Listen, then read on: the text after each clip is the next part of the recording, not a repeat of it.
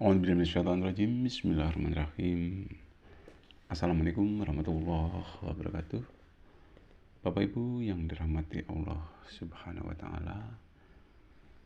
Di sini akan saya sampaikan sedikit keterkaitan dengan pertanyaan dari hati kita.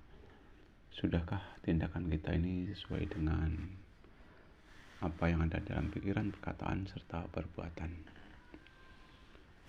Bapak Ibu yang dirahmati Allah Subhanahu wa taala, nggak lupa sholawat dan salam semoga tetap tercurah kepada Nabi kita Muhammad SAW yang senantiasa kita nantikan syafaat atau pertolongannya di yaumil qiyamah nanti. Amin ya rabbal alamin.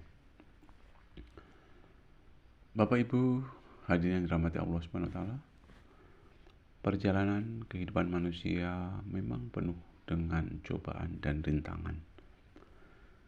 Suka duka silih berganti dan tak henti-hentinya. Dan ini akan berlangsung selama hayat masih dikandung badan. Dan ini berarti kehidupan manusia masih ada. Harapan tak selamanya akan menjadi kenyataan. Segala laku perbuatan manusia mesti akan dipertanggungjawabkan nanti di yaumil qiyamah ataupun di akhirat kelak. Untuk itu, kewaspadaan dalam suatu tindakan mutlak diperlukan. Hadirin yang dirahmati oleh Allah Subhanahu wa taala, semua manusia punya keinginan untuk hidup yang layak sejahtera lahir maupun batin. Tapi kenyataannya tidak semua manusia mampu memperolehnya. Ya, semua itu tergantung pada banyak faktor yang dialami, baik itu faktor dari dalam maupun faktor dari luar. Siapa yang ingin memetik hasil, mereka harus terlebih dahulu menanam. Memang demikianlah kenyataan hidup. Perjuangan yang dilaksanakan dengan setengah-setengah, hasilnya pun akan setengah-setengah. Mawas diri dalam melangkah, itulah yang diharapkan. Karena salah tingkah ataupun salah melangkah berakibat fatal.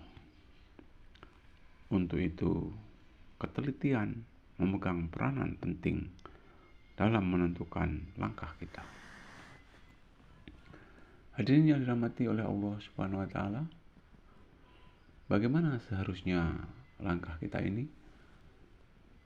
Untuk itu ada beberapa hal yang perlu kita perhatikan agar kita tidak sampai salah di dalam langkah meniti hidup dan kehidupan ini. Bapak Ibu hadirin yang dirahmati Allah Subhanahu wa taala, sebaiknya kita nggak usah bicara kalau memang tidak ada bukti nyata, karena sering terjadi akibat pembicaraan terjadi hal-hal yang tidak diinginkan. Bahkan selamat atau tidaknya manusia itu sangat dipengaruhi oleh lesannya ataupun pembicaraannya. Hadirin yang dirahmati Allah Subhanahu wa taala, kita ini tentunya berpandangan yang optimis ya akan masa yang akan datang ya. Kita harus berpandangan optimis. Segala ulah tingkah laku, perkataan dan perbuatan harus dipikir secara bijaksana. Jangan sampai timbul hal-hal yang tidak diinginkan ataupun timbul perasaan yang tidak sesuai dengan sesama kita. Dalam artian menyinggung perasaan terhadap sesama kita.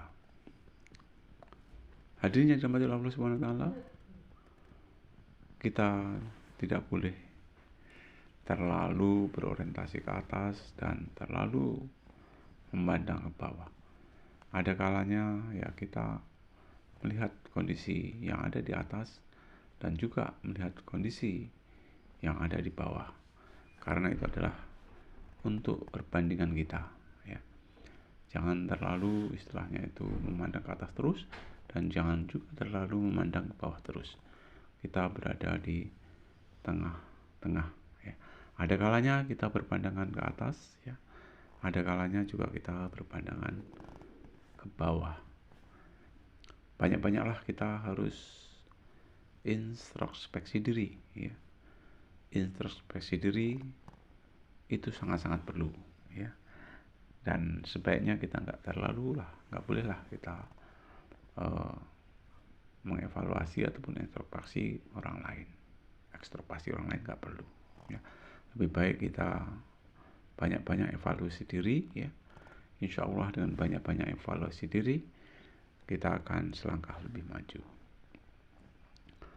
Dan ada satu hal yang tidak boleh kita tinggalkan dan tidak boleh kita lupakan, adalah apa yang menjadi perintah-perintah Allah dan apa yang menjadi larangan-larangan Allah.